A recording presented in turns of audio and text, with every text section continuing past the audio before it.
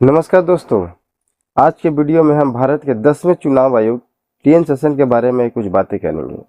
उनकी कुछ ऐसी कहानियां किस्से आपको बताएंगे जो सभी को प्रभावित करती है।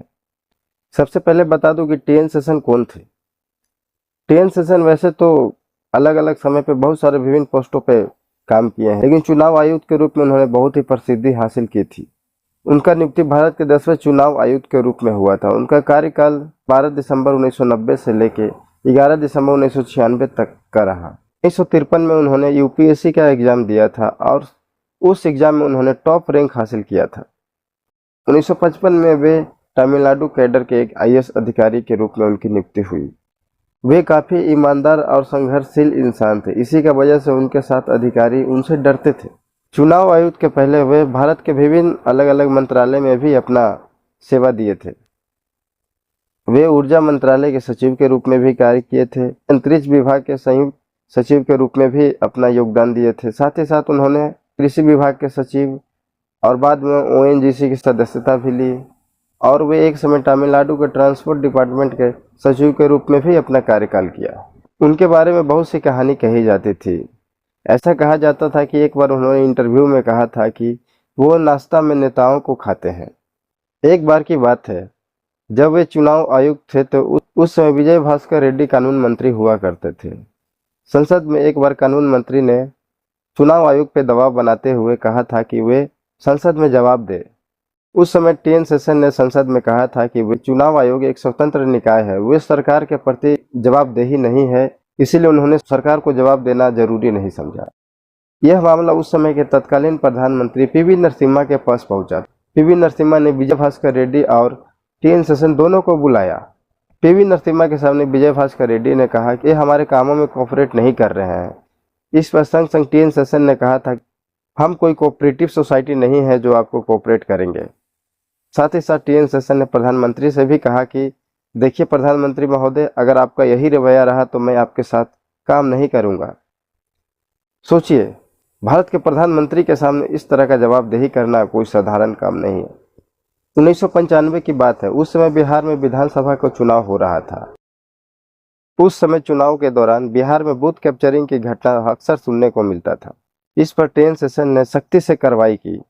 इससे परेशान होकर लालू यादव ने एक बार टीएन सेशन के बारे में कहा था कि सेशनवा को भैंसिया पे चढ़ा के गंगा नदी में हिला देंगे। जो भी हो, टीएन सेशन के हस्तक्षेप से उस समय बिहार में स्वतंत्र और निष्पक्ष चुनाव हुआ।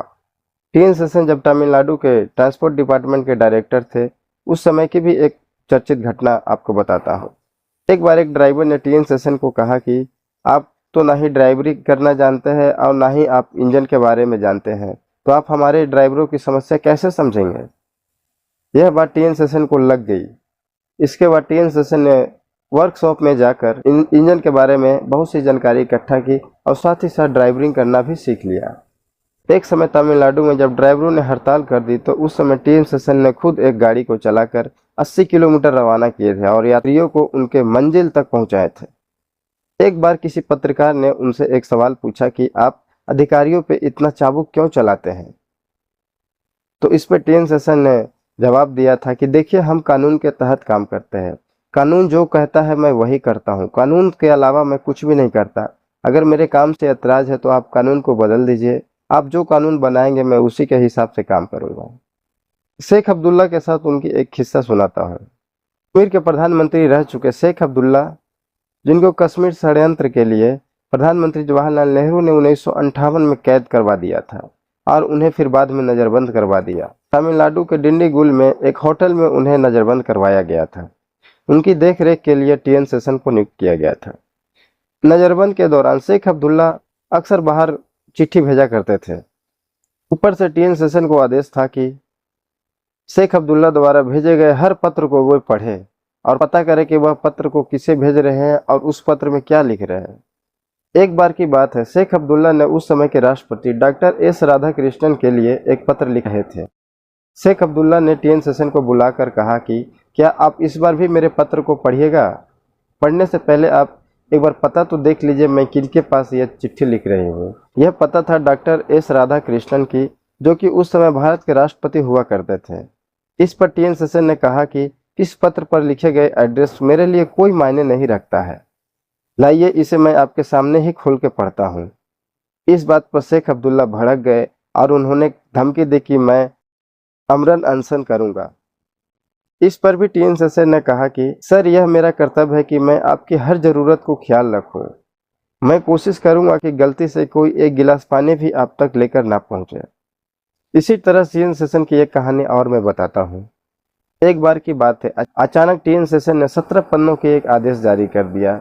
इस आदेश में कहा गया था कि चुनाव आयुक्त इस देश में अब कोई चुनाव नहीं कराएगा जब तक कि चुनाव आयोग को स्वायत्तता और स्वतंत्रता के अधिकार नहीं मिल जाता। इसी तरह उन्होंने 1995 में भी एक बार आदेश जारी कर कहा था कि चुनाव आयोग अब कोई चुनाव नहीं कराएगा। इस बार उनका मांग था कि मतदाताओं का पहचान पत्र बनाई जाए फोटो के साथ। उस समय नेताओं का कहना था कि पहचान पत्र पे फोटो लगाना बहुत ही महंगा कार्य है। लास्ट में टीएन शेषन की बात को नेताओं को माननी पड़ी और उसी समय से हम लोग के पहचान पत्र में फोटो लगाई जाने लगी। उनके लिए नेताओं में उस समय इतना खौफ था कि लोग कहा करते थे नेता या तो भगवान से डरते थे या तो फिर टीएन शेषन से। टीएन शेषन के कार्यकाल में कुछ प्रमुख कार्य हुए। चुनाव आयुक्त के रूप में टीएन शेषन के कार्यकाल में चुनाव के लिए बहुत से महत्वपूर्ण काम हुए। पहला कार्य है आचार संहिता को लगवाना। चुनाव के दौरान उन्होंने ही आचार संहिता लगवाने की सुधार की थी। जैसे कि आपको बताएं, मतदाता के पहचान पत्र पर भी फोटो लगाना उनके द्वारा ही शुरू किया गया था। साथ ही साथ चुनाव के दौरान उम्मीदवारों द्वारा दी गई खर्च पर भी रोक उन्होंने ही लगाई थी। साथ ही साथ चुनाव में उस समय जो बहुत सारे अनियमितता और गड़बड़ी होती थी, इस पर टीएन शेषन ने सख्ती से कार्रवाई की थी। इसीलिए टीएन शेषन को कहा जाता था एक तरफ नेशन तो दूसरी तरफ शेषन। 1997 में टीएन शेषन ने राष्ट्रपति का भी चुनाव लड़ा, लेकिन आर.के. नारायण द्वारा उन्हें हार मिली। इसके बाद आगे चलकर उन्होंने कांग्रेस की टिकट से लोकसभा का भी चुनाव लड़ा, लेकिन उसमें भी उनको सफलता नहीं मिली। रिटायर के बाद उन्होंने देशभक्त नाम का ट्रस्ट बनाया और जिसके द्वारा बहुत सारे समाज में सुधार किए। 86 साल की उम्र में 10 नवंबर 2019 को उन्होंने आखिरी सांस ली और दुनिया को अलविदा कहा। हमारे द्वारा टीएन शेषन के बारे में दी गई जानकारी अगर आपको अच्छा लगा तो आप हमारे वीडियो को लाइक कर सकते हैं, चैनल को सब्सक्राइब कर सकते हैं। बहुत ही जल्द मिलते हैं कि अगले वीडियो के साथ। तब तक के लिए नमस्कार। और हाँ, गर्मी बहुत ज़्यादा पड़ रही है, कोशिश करें कि ज़्यादा से ज़्यादा पानी पिए। जब भी मौका मिले आप पानी को पिए, क्योंकि गर्मी बहुत ज़्यादा पड़ रहा है जिससे हमारा शरीर डिहाइड्रेशन होने की संभावना बहुत ज़्यादा रहती है।